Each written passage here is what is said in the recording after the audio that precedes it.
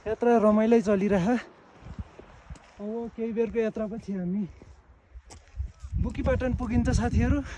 पछाडि देख्न सक्नुहुन्छ भ्यू हजुरले। दाइ उता हुनुहुन्छ सन्तोष दाइ,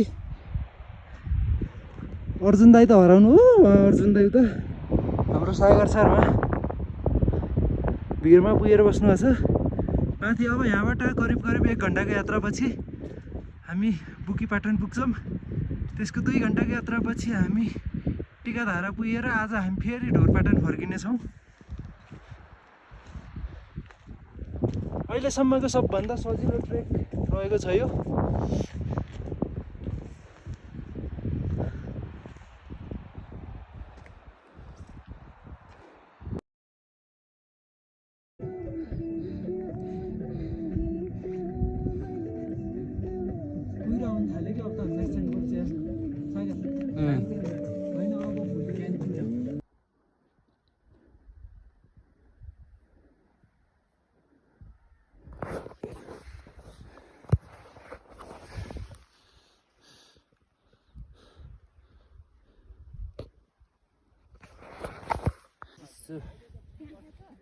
कति बज्यो?